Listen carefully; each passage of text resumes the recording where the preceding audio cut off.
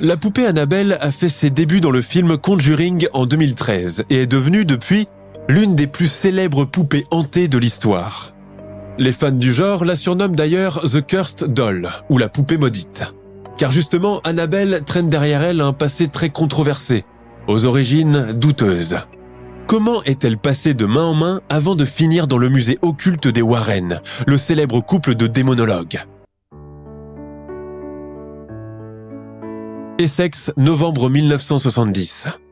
La boutique d'antiquités d'Oxford Street, avec son unique vitrine éclairée d'une lumière tamisée, regorge de petits trésors aux provenances diverses et aux anciens propriétaires anonymes. Le nom de boutique d'antiquités est un peu trop pompeux, car ce n'est pas ici que se déroulent les fameuses ventes aux enchères d'Harrods. Cela ressemble plus à une brocante dans un endroit fermé où viennent nicher et flâner les nostalgiques, les étudiants et tous ceux en quête d'un cadeau bon marché. Jane Davis se promène entre les allées du magasin, surchargée jusqu'au plafond d'objets hétéroclites, hésitante à faire son choix car son regard ne peut s'empêcher de s'accrocher aux moindres détails. Un accoudoir de chaise empire, un nécessaire d'écriture datant du XVIIe siècle, une dinette en laiton du début du XXe siècle.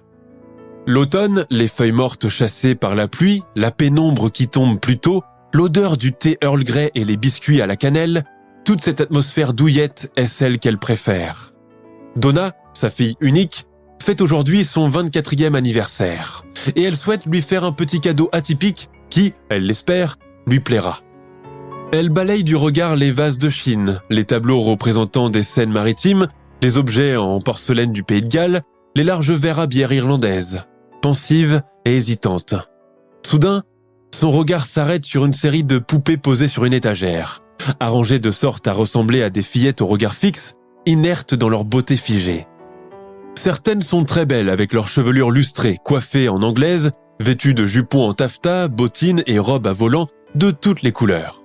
Certaines ont les mains tendues à la manière des bébés, de sorte que, dès qu'on les saisit, elles battent instantanément des paupières avant de les fermer puis les rouvrir. Madame Davis est submergée par la nostalgie et sent à cet instant des souvenirs d'enfance remonter. À son époque, seules les filles dont les familles avaient suffisamment de moyens pouvaient se targuer de posséder des poupées comme celle-ci, assez réalistes et élégamment vêtues, tandis que les autres devaient se contenter de fabriquer les leurs avec du matériel sommaire, des bouts de chiffon, un morceau de bois et de la colle. C'est là qu'elle l'aperçoit, dissimulée par la masse de cheveux blonds et le large chapeau d'une grosse poupée allemande, bouche rose entr'ouverte et tête en biscuit, comme on dit dans le jargon. Une poupée Raggedy Ann. Faite en tissu et rembourrée de chiffon, elle porte une simple robe à carreaux bleus et blancs avec par-dessus un tablier. Sa chevelure rouge, faite de chutes de laine, lui donne l'aspect d'un petit garçon roux et espiègle. La vendeuse de la boutique, voyant Jane Davis devant le rayon des poupées, hésitant à faire son choix, s'avance vers elle. « C'est une Raggedy Ann », lui dit-elle d'un ton sucré. « Comme celle du livre pour enfants ?» Effectivement, c'est une réplique exacte du personnage du conte. Jane hoche la tête d'un air entendu. « C'est pour offrir ? » ?»« Oui, c'est pour ma fille. Je présume qu'elle ne doit pas trop apprécier les Barbie. »« Oh non !» dit Jane en riant. « Ma fille est déjà grande. C'est son 24e anniversaire aujourd'hui. » La vendeuse hausse un sourcil, quelque peu prise de court. Décidément, certaines personnes sont vraiment excentriques. Mais quelle idée d'offrir une poupée de chiffon à une jeune femme, plutôt qu'une carte cadeau dans un spa, un rendez-vous chez la coiffeuse ou encore quelques jolies lingeries. « D'accord, je la prends », conclut la maman. « Très bon choix », ment la vendeuse sans se départir de son sourire. En sortant du magasin, Jane est surpris par la pluie. Son paquet à bout de bras, elle marche à petits pas rapides sur le trottoir, évitant les flaques et pestant sur le fait d'avoir oublié encore une fois son parapluie. L'appartement de Donna n'est plus très loin. Jane sonne à 2 reprises, puis se souvient à cet instant que sa fille et son amie et colocataire Angie doivent encore être à l'hôpital à 7h. 17h. Elle dépose le paquet devant la porte, sort un petit bout de papier et écrit dessus « Pour ton anniversaire, j'espère que cela te plaira, je t'aime, maman ». Elle descend les escaliers branlants et s'en va. Plus tard dans la soirée, Donna Davis et son amie rentrent de l'hôpital où elles ont passé toute la journée à courir de gauche à droite comme des folles, rabrouées par le vieux médecin et prises de haut par les infirmières plus anciennes. À peine le temps d'avaler un sandwich et boire une tasse de thé que le rythme infernal des allées et venues dans le grand couloir blanc et aseptisé de l'hôpital reprend. Si certains patients sont charmants, que d'autres ne les appellent que pour faire un brin de causette ou résoudre un problème de mots croisés, d'autres sont plus exigeants, grincheux et jamais contents. Et encore, les choses sérieuses n'ont pas encore commencé. Ce n'est qu'un avant-goût. Le plus dur reste à venir. Et c'est pour cela qu'elles effectuent ce premier stage, pour se familiariser avec les horaires à rallonge et insolites du milieu hospitalier. L'humeur changeante des malades, les plannings et ce rythme effréné dans un lieu où chaque minute de perdu compte. Quand elles ont rattrapé le dernier bus, leurs jambes ne les portaient plus. Rentrer à la maison est juste une bénédiction. « Oh, regarde Donna, quelqu'un a dû se souvenir de ton anniversaire !» Donna attrape le paquet tout simple et sans ornement, ouvre la porte et lit le message laissé par sa mère. « Mais c'est volumineux !»« Non, ça pèse rien. Ma mère a dû la porter quand nous n'étions pas là. » Elle déballe son cadeau. La touffe de cheveux rouges apparaît, suivie des bras et des jambes en chiffon. « Une Raggedy Ann ! Tu te rends compte, Angie ? J'avais exactement la même à l'époque, mais je l'ai perdue lors d'un déménagement et ça m'a rendu bien triste. Ma mère a dû avoir pensé à cela. » D'un geste enfantin, elle la serre contre sa poitrine, puis se met à chercher un endroit spécifique pour la déposer. Sur le lit, ça sera parfait. La poupée mesure 28 cm et possède un corps tout en tissu rembourré. Sa face plate et lunaire et son large sourire cousu au fil rouge lui donnent un air de petit épouvantail au féminin. Avant de devenir une poupée, elle était auparavant le personnage central de l'illustrateur américain Johnny Gruelle, qui a inventé le personnage d'Anne au 19e siècle pour divertir sa fille. Depuis, elle est devenue célèbre aux États-Unis et dans tout le monde anglo-saxon. Eh bien moi, j'aimerais bien qu'on m'offre une semaine de congé tout frais payé à Palma de Majorque, lance Angie depuis la cuisine. Tu demanderas à Lou pour ça. Déjà qu'il a promis de m'emmener en week-end au Pays de Galles et qu'il n'a jamais tenu sa promesse. Ayant disposé le gâteau, les petites assiettes et les canettes de bière sur la minuscule table qui leur sert aussi de bureau, Angie propose qu'on trinque à l'amitié et à leur futur diplôme. L'anniversaire est fêté à la bonne franquette avec de la tarte aux fraises. Elles trinquent joyeusement en heurtant leurs verres, faisant tomber de la mousse sur leurs pantalons et riant à gorge déployée. Bien que de caractères différents, les deux jeunes femmes s'apprécient beaucoup et s'entendent sur plusieurs points. Étudiante en infirmerie, elles se partagent le loyer de cet appartement depuis bientôt 8 mois. Si Angie a un petit ami de longue date, un certain Lou, lui-même étudiant en physiothérapie, Donna est encore célibataire, car beaucoup trop timide pour aborder les garçons. Même si ce début des années 70 a ramené avec lui un grand souffle de liberté, beaucoup de filles vivent encore dans le carcan bien pensant de la génération précédente. Avant d'aller se coucher, Donna dépose la poupée sur sa table de chevet et lui souhaite un innocent « bonne nuit ». Les jours suivants, elle n'y pense plus, la comptant désormais comme une babiole parmi d'autres.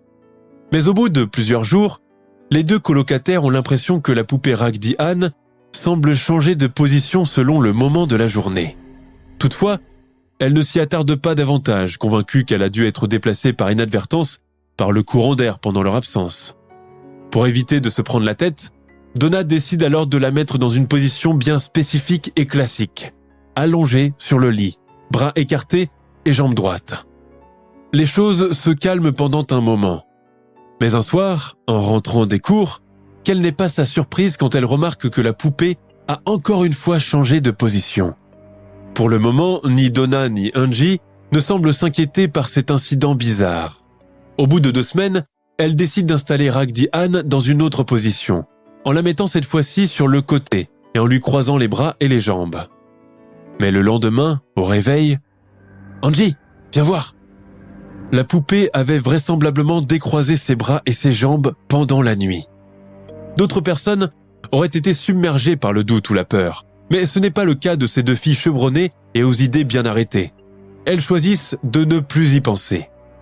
Mais au bout de quelques jours, la poupée ne se contente plus de croiser et décroiser les bras et les jambes. Elle change à présent de pièce. C'est ainsi que, de retour d'un week-end dans leur famille à Londres, Donna et Angie la trouvent assise sur le canapé de leur salon, puis, plus tard dans la soirée, debout et adossée à une chaise. Elles commencent à se poser des questions, cherchant la cause derrière ces déplacements inattendus et effrayants. Elles constatent alors que le phénomène se produit même quand la porte et les fenêtres de l'appartement sont fermées, comme cela a été le cas quand elles sont parties en week-end. Il doit sûrement y avoir une explication à tout cela, pense tout Donna. Les jours suivants, elles racontent ce qu'elles ont vu à Lou, le petit ami d'Angie. Lou est un grand garçon longiligne, aux cheveux noirs et longs, étudiant en physiothérapie dans la même école que les filles et guitariste de rock à ses heures perdues. Si Donna et Angie refusent de croire au phénomène surnaturel, le jeune homme est curieux de voir enfin la poupée. Dès qu'il la voit, il comprend que quelque chose de bizarre et de malsain se dégage d'elle. Sa face plate, son large sourire qui lui barre la figure, ses cheveux rouges et emmêlés le mettent rapidement mal à l'aise. Il fait part de ses impressions aux filles, qui assurent ne rien ressentir de tout cela. Au bout d'un mois de présence de la poupée dans l'appartement, un nouveau phénomène encore plus inquiétant fait son apparition. Il s'agit cette fois de morceaux de parchemin griffonnés d'une écriture en pâte de mouche, une écriture enfantine. Et voici ce qui est écrit. « Help me » ou « Help we » qui veut dire « aidez-moi » ou « aidez-nous ». Les prénoms personnels anglais « me » et « we » pouvant prêter parfois à confusion. Mais ce n'est pas l'unique chose d'étrange, car un peu plus bas, on peut lire encore « Help Lou » qui veut dire « aider Lou ». Mais que veut dire cela? S'agit-il d'une mauvaise plaisanterie? Ce qui perturbe les deux filles plus que tout, c'est qu'elles ne possèdent pas de parchemin. Elles sont tellement déconcentrées par cette histoire que pendant un cours, le professeur leur pose une question pour s'assurer qu'elles suivent. Elles sont incapables de répondre et se perdent dans leurs notes. Le soir, lorsque Lou vient les voir, elles ne peuvent s'empêcher de lui montrer le morceau de parchemin. Le jeune homme écarquille les yeux, lit et relit les messages. Pour lui, pas de doute possible, il ne s'agit pas d'un mauvais tour. Ces messages ne peuvent provenir que d'une seule personne. La poupée. « Elle tente d'entrer en contact avec vous, dit-il d'une voix tremblante. « Impossible, c'est quoi encore cette histoire ?» rétorque Donna. Tout comme Angie, elle refuse de croire cette version. Tous deux privilégient plutôt l'hypothèse très terre-à-terre d'un plaisantin qui s'introduirait en douce dans l'appartement en leur absence et rédigerait ces messages pour les effrayer. Lou reste sur ses positions. Cette poupée semble cacher quelque chose de mauvais, mais qu'il est incapable de définir. Malgré ses avertissements, les filles continuent d'ignorer ses remarques. « Lou, tu devrais arrêter de regarder des films d'épouvante », se moque Angie. Le lendemain, les deux filles décident de tendre un piège à l'éventuel plaisantin en versant de la farine sur le sol de l'appartement. Comme cela, s'il s'introduit en leur absence, il laissera des traces de pas. Mais leur plan tombe à l'eau, car non seulement personne n'entre, mais il n'y a aucune empreinte sur le sol enfariné. Et si Lou avait finalement raison? Un soir, de retour d'une journée ordinaire à la faculté, les deux amis tombent sur un nouveau morceau de parchemin déposé à côté de la poupée. Le message, rédigé dans la même écriture enfantine, dit « Help Annie ». À présent, il n'y a plus de doute possible. Quelque chose tente désespérément d'attirer leur attention dans l'espoir de communiquer avec elle. Elles appellent Lou, et tous les trois passent une bonne partie de la nuit à avancer toutes sortes de théories contradictoires. Ils finissent par se disputer, comme à chaque fois que Lou leur dit de s'en débarrasser. Un mois vient de s'écouler depuis que Jane Davis a offert Raggedy Ann à sa fille, et les événements inquiétants n'ont, depuis, plus cessé de se produire. Pendant les fêtes de Noël, un cadeau surgit de nulle part, apparaît un beau matin dans l'appartement. Il s'agit d'une grosse boule de chocolat praliné, de la forme d'un œuf, déposée sur la chaîne Hi-Fi. Les filles sont aussi étonnées qu'attendries par ce petit geste amical.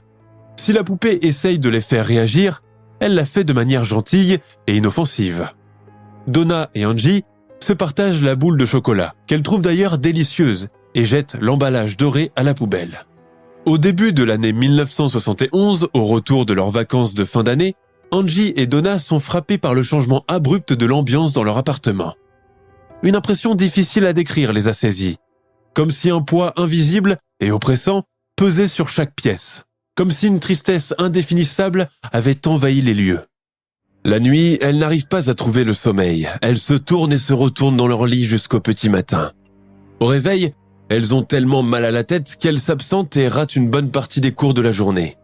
À ce rythme, elles craignent de voir tous leurs efforts tomber à l'eau ou de se faire réprimander par leur professeur. De tempérament positif, peu enclin à l'imagination en surdose et au drame, les deux filles pensent que mettre constamment de la musique et laisser la télévision allumée finira par égayer l'atmosphère et chasser tout ce chagrin inexplicable. En vain. Quelques jours plus tard, alors qu'elles sont en train de réviser leurs cours pour un prochain examen, Donna et Angie sont surprises de voir une petite statuette en porcelaine voler à travers la pièce avant d'aller s'écraser contre le mur. Elles restent muettes, complètement scotchées par ce qui vient de se passer sous leurs yeux. Quand Angie se lève la première pour aller ramasser les débris par terre, elle ne peut s'empêcher de pousser un cri. Les brisures contiennent du sang. Pire encore, les déplacements de la poupée deviennent de plus en plus fréquents pendant les jours suivant l'incident de la statuette. Il lui arrive, à présent, de changer de place jusqu'à 20 fois par jour, plongeant Donna et Angie dans une peur à laquelle elles ont refusé de céder jusqu'ici. Un jour, en s'approchant de Raggedy Ann, les deux filles remarquent que sa main droite est tachée de sang et que 3 autres petites taches semblables commencent à apparaître sur sa poitrine.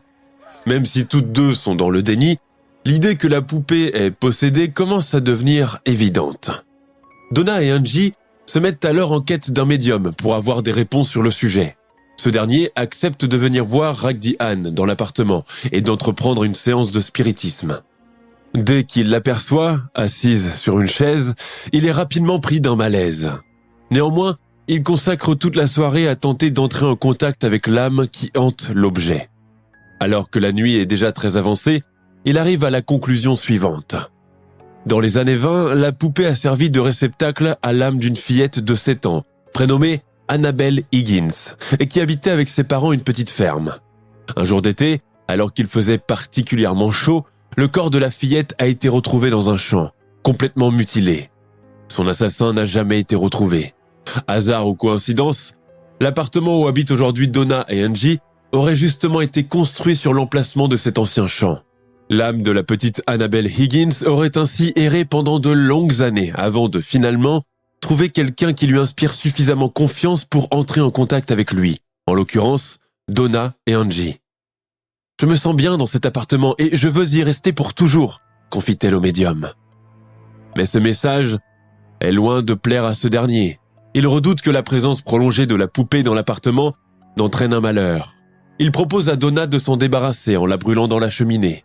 Mais encore une fois, elle ne veut pas et décide d'accepter sa présence sans plus se poser de questions. Il faut dire qu'elle et Angie ont été bouleversées par l'histoire dramatique de la petite Annabelle. Lors de cette séance de spiritisme, nous avons appris qu'Annabelle Higgins, âgée de 7 ans, était morte sur cette propriété.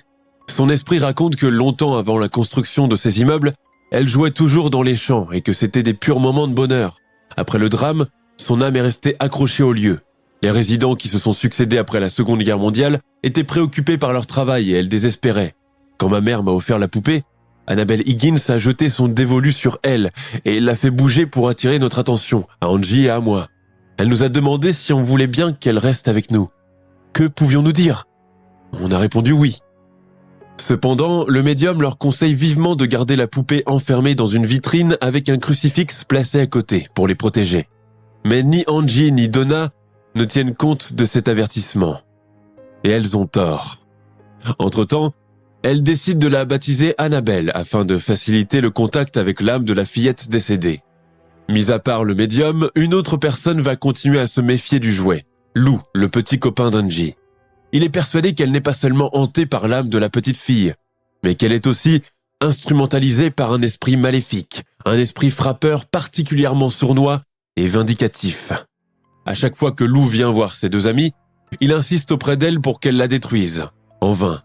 Donna s'y refuse et s'obstine à vouloir la garder, objectant que s'en débarrasser reviendrait à abandonner un enfant en bas âge. De guerre lasse, Lou commence à passer plus fréquemment la nuit dans l'appartement. Il veut s'assurer qu'il n'arrive pas de malheur aux filles. Une nuit, alors que tout le monde dort paisiblement, Lou se réveille, le cœur battant et les mains tremblantes et moites. Il sent une présence menaçante dans la chambre. Quand il allume la lumière, il se retrouve nez à nez avec Annabelle, la tête perchée au bout de son lit. Il la voit escalader le matelas et se mettre à ramper sur ses pieds, un éclair cruel dans ses yeux d'habitude inanimés, bien résolu à le tuer. Lou est incapable de bouger, il est pris d'une espèce de paralysie. Il ouvre la bouche pour appeler Angie, mais aucun son n'en sort. Pendant ce temps, la poupée s'accroche à sa poitrine, tout en souriant sournoisement. Le jeune homme inerte finit par perdre connaissance. Le lendemain matin, Annabelle a retrouvé sa place sur le rocking chair du salon, le regard vide, avec son innocent petit sourire. Lou s'empresse de raconter sa nuit cauchemardesque à sa petite amie. Il insiste sur le fait que ce n'était pas un cauchemar et qu'il était bien conscient quand la poupée a tenté de l'attaquer. Il est d'ailleurs persuadé qu'elle cherchait à le tuer. Angie hoche la tête, pas vraiment impressionné, persuadé qu'il a dû boire un peu trop la nuit dernière.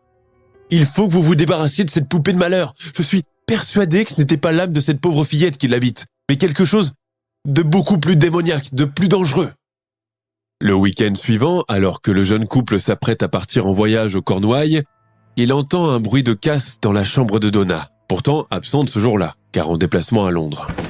Lou et Angie restent figés pendant quelques secondes, hésitant à aller voir ce qui se passe.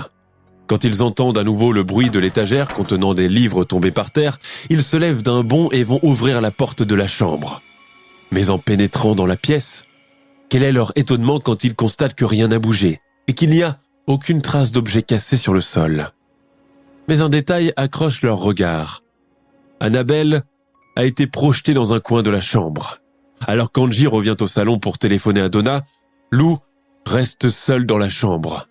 Avec une bonne dose de courage, il s'approche de la poupée maudite, face contre terre, son corps de chiffon ramassé sur lui-même.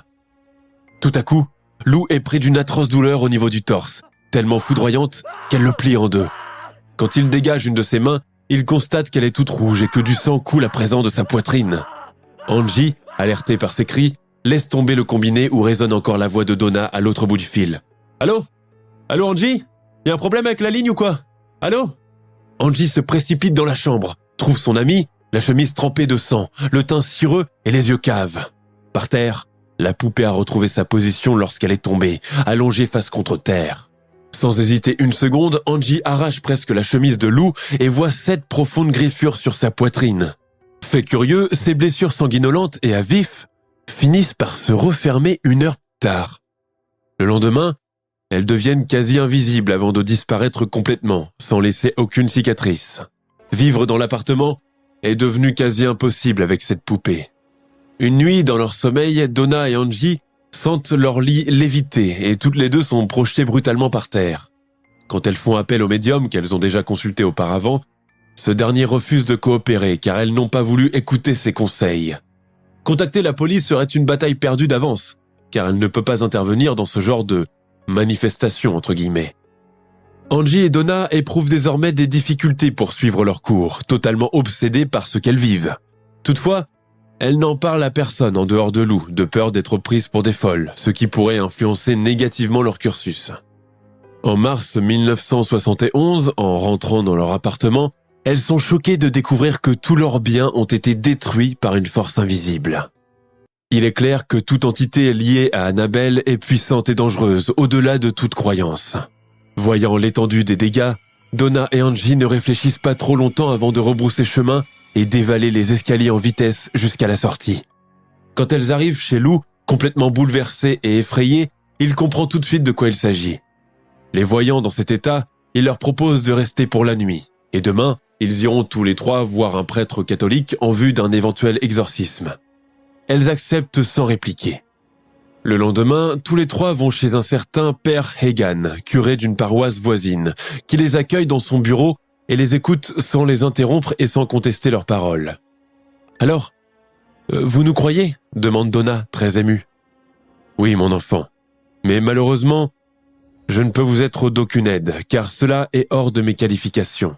Cependant, je peux vous conseiller un bon ami à moi, le révérend Père Cook. Je pense qu'il saura vous guider. » En allant voir l'ami du père Hagan, ce dernier leur promet d'en toucher un mot à un autre prêtre exorciseur. Il leur laisse un numéro de téléphone pour le joindre, au cas où, entre guillemets. Les jours suivants, Donna et Angie, bien que très prises par leurs examens du second semestre, profitent de chaque pause pour téléphoner au père Cook. Ce dernier leur répond qu'il est pour l'instant très occupé par ses activités cléricales, mais qu'il promet de faire quelque chose aussitôt qu'il le pourra. En avril 1971, Donna reçoit un coup de fil. C'est le père Cook.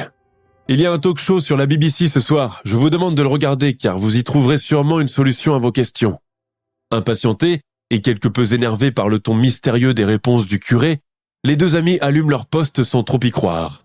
Les invités, un couple d'âge moyen au fort accent rocailleux du nord des États-Unis, parlent devant un public tiré à 4 épingles de leurs expériences avec des maisons hantées de l'autre côté de l'Atlantique. Tous les deux se définissent comme démonologues et spécialistes des sciences occultes.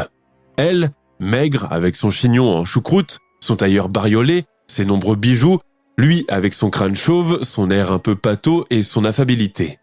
Aux téléspectateurs, ils disent proposer leur aide à titre gracieux aux personnes victimes de phénomènes paranormaux et qui ne parviennent pas à trouver de solution à leurs problèmes. Ed et Lorraine Warren. À cette époque, le célèbre tandem n'est pas encore connu en Angleterre, encore moins dans le reste de l'Europe où on ne parle pas anglais. Et leur présence dans le talk-show est une sorte de promotion de leurs activités. Le présentateur laisse d'ailleurs leurs coordonnées défiler en gras en bas de l'écran. Angie saute sur le premier bout de papier qu'elle trouve et inscrit rapidement le numéro de téléphone des Warren. Peut-être que c'est leur ultime chance pour se protéger et arrêter l'activité paranormale qui hante leur maison. Dès que le couple d'Américains apprend que des étudiantes infirmières britanniques sont en possession d'une poupée démoniaque, ils décident de les rencontrer sur le champ. À peine entrés dans l'appartement, que les Warren sentent une présence particulièrement malsaine qui domine l'appartement entier. Ed Warren éclate presque devant Donna et Angie. « On vous a menti et profité de votre ignorance sur le sujet. Je peux vous assurer qu'il n'y a pas d'Annabelle et il n'y en a jamais eu par le passé, comme a laissé entendre ce médium que vous avez vu. » Ed Warren explique à Donna, Angie et Lou que tous les événements auxquels ils ont été témoins, tels que la téléportation de la poupée, ses promenades dans l'appartement, ainsi que les faits plus graves comme les taches de sang sur elle, les notes écrites sur les parchemins et la blessure de Lou, ne peuvent être en aucun cas attribués à un fantôme ou à l'esprit d'une personne décédée.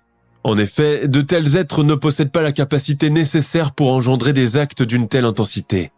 Il est évident qu'une intelligence démoniaque et particulièrement violente est en train de les manipuler pour arriver à ses fins. Ayant hoché la tête affirmativement tout au long du récit du démonologue, Lou s'exclame. « Je les ai pourtant prévenus à maintes reprises, mais ni l'une ni l'autre n'a voulu m'écouter. Donna prenait carrément la poupée pour son enfant et s'opposait à la détruire. » Donna, rougissante, se tourne vers les Warren. « J'avoue que Lou a entièrement raison, mais c'était pour la simple raison que cela nous faisait de la peine. Voyez-vous, la poupée m'a été offerte par ma mère à l'occasion de mon anniversaire. Elle était très bouleversée en apprenant l'histoire de cette petite fille assassinée et est retournée dans le magasin d'antiquités où elle l'a achetée pour avoir des renseignements. La vendeuse n'était pas plus avancée qu'elle sur le sujet et a dit ne pas se souvenir de son ancienne propriétaire. Peu après avoir écouté les témoignages des trois amis, inspecté les chambres, les objets cassés ou déformés, puis longuement la poupée, les Warren concluent à l'unanimité qu'il ne peut s'agir que d'un démon. Selon eux, la poupée pourrait ne pas être possédée, mais avoir uniquement servi d'intermédiaire entre le monde terrestre et les enfers. Il se peut même que le démon en personne ait berné le médium lors de la séance de spiritisme, attisant sa pitié et celle des filles en se faisant passer pour l'âme d'une enfant assassinée. Un peu plus tard dans la soirée, Lorraine explique à Donna et Angie que l'erreur qu'elles ont commise était de prêter trop d'attention à la poupée et que c'est pour cette raison que l'esprit démoniaque l'a choisie comme refuge de prédilection. Dès qu'il s'est aperçu que les filles voulaient garder Annabelle auprès d'elles, il a commencé à les manipuler, à leur faire peur et à s'attaquer à elle et à Lou, quand ce n'est pas l'appartement qui a été entièrement vandalisé. Lorraine Warren leur apprend. Les esprits maléfiques prennent un malin plaisir à infliger de la douleur aux humains, qu'elle soit physique ou mentale. Et cet esprit est particulièrement virulent. Ed renchérit. Le démon n'avait que faire de la poupée, c'était juste un leurre pour vous faire tomber dans son piège, tout simplement parce que Lou restait campé sur ses positions et sentait que quelque chose clochait avec le jouet. Le démon s'est attaqué à lui car il représentait une menace, un obstacle dressé entre lui et vous. Vraisemblablement, il projetait par la suite de laisser tomber Lou pour posséder complètement l'une de vous deux. Malheureusement, ce genre de possession s'achève souvent par la mort de la personne possédée. Les trois amis avalent péniblement leur salive. « Que faire à présent ?» demande Angie d'une voix blanche. Donna s'exclame. « Et si on changeait d'appartement, qu'on déménageait ? L'esprit maléfique n'a aucune chance de nous suivre, n'est-ce pas ?» Ed et Lorraine échangent un regard dépité.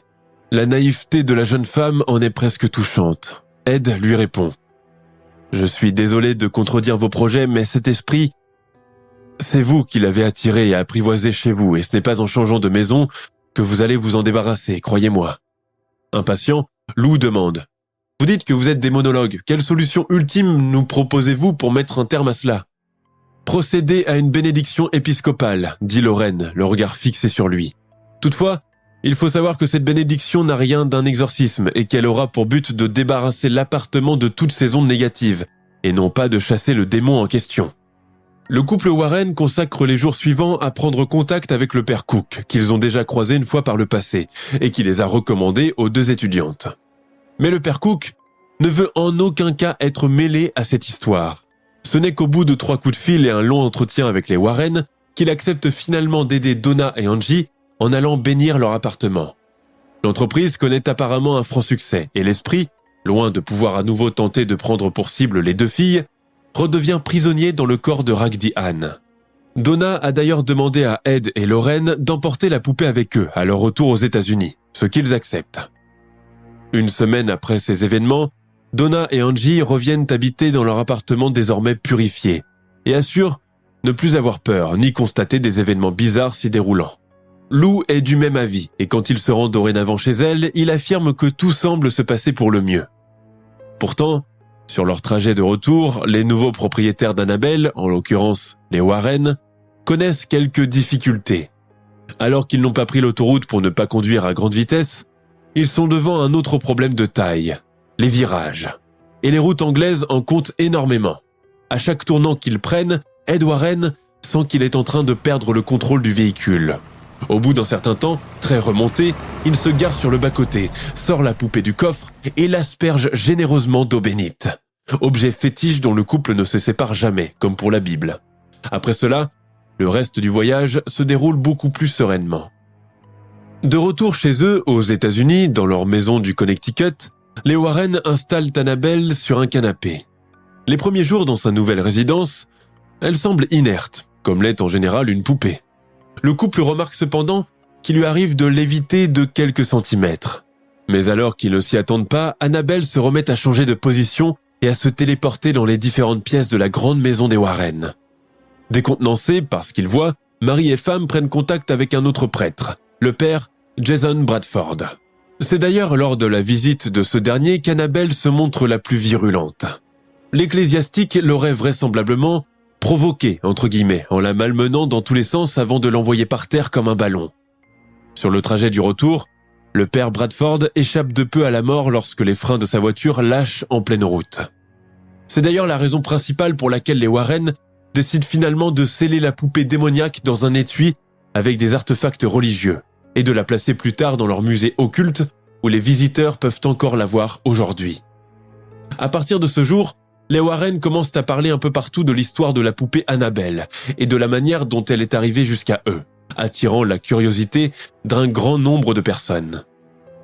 Un jour, un homme accompagné de sa petite amie viennent visiter le musée. L'homme, profitant que les Warren et les autres visiteurs sont distraits par des discussions, se met à tapoter l'étui en verre où se trouve la poupée, la raillant et lui ordonnant de venir le posséder si elle en est capable. Il est pris en flagrant délit par Ed Warren, qui intervient alors brusquement et interdit formellement à l'homme de refaire cette bêtise. On raconte que sur le trajet du retour, ce dernier eut un terrible accident de moto qui lui coûta la vie. Sa fiancée, elle, s'en est sortie indemne.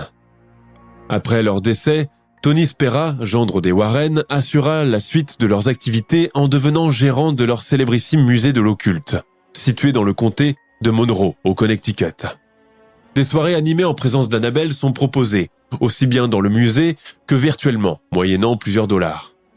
Lors de la dernière interview de Lorraine Warren pour les besoins promotionnels du film The Conjuring 1, elle confia que la poupée Annabelle était l'objet le plus terrifiant de sa collection et qu'elle n'arrivait jamais à rester près d'elle plus d'1 minute.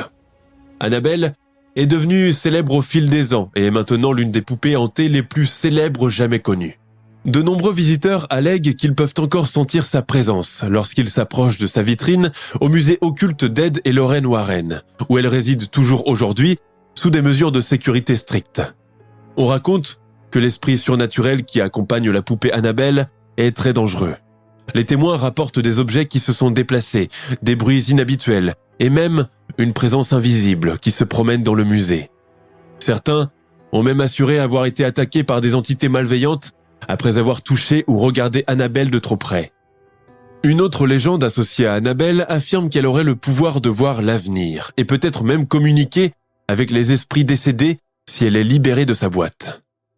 Dans le film Annabelle, sorti en 2014, l'histoire de la poupée possédée par un esprit malveillant devenant une source de terreur et de destruction pour les personnes autour d'elle, reste fidèle à la version originale. Depuis sa sortie, le film a inspiré une grande variété de produits dérivés, tels que des gadgets collector, des DVD, des t-shirts, des tasses, des couettes ainsi que des jeux vidéo. Et même une série télévisée se concentrant sur les craintes liées à l'esprit malveillant auquel la poupée est associée. Pourtant, ce qui reste le grand point d'interrogation de toute cette affaire, c'est qu'elle a une seule et unique source. La parole d'Ed et Lorraine Warren. Donna et Angie, les deux étudiantes britanniques et premières propriétaires de la poupée, ainsi que Lou, le petit copain et autre témoin capital des événements, n'ont jamais été interviewés par les journalistes sur le sujet et n'ont jamais parlé spontanément de la présence de la poupée Annabelle dans les médias, ni dans les années 70, ni après. D'ailleurs, impossible de trouver leurs vraies photos qui n'existent nulle part, ce qui amène à croire que tout a été créé de toutes pièces par le couple de démonologues, en quête perpétuelle de célébrité, de reconnaissance et d'argent. Il semble donc impossible de confirmer si cette histoire a bien eu lieu ou non, et l'adresse de l'appartement en Angleterre, premier lieu des manifestations, n'est lui-même connue de personne. Aujourd'hui encore, il nous est impossible de savoir s'il existe toujours ou s'il a été rasé et remplacé par un autre édifice. Les seuls renseignements sur Annabelle existent uniquement sur le site web du musée occulte et dans le livre The Démonologist, l'extraordinaire carrière d'Ed et Lorraine Warren, écrit par Gérard Brittle en 1980. La journaliste Sharon Hill, très sceptique concernant l'histoire d'Annabelle, dira à ce sujet « Annabelle est beaucoup moins impressionnante en vrai, tout comme Ed Warren. Beaucoup de personnes possédant des poupées Anne Ragdi assurent qu'elle n'a absolument rien de démoniaque, voire qu'elle est carrément banale. Toutefois, cette histoire aux sources relativement peu fiables reste la plus marquante de l'univers Conjuring et celle qui a contribué à rendre célèbres les Warren dans le monde entier.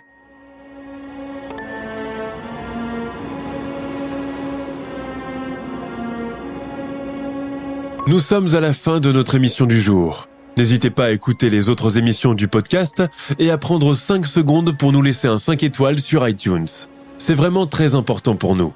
Vous pouvez aussi vous abonner pour ne pas rater les prochains épisodes et nous suivre sur Facebook pour nous en proposer de nouveaux. Merci et à bientôt.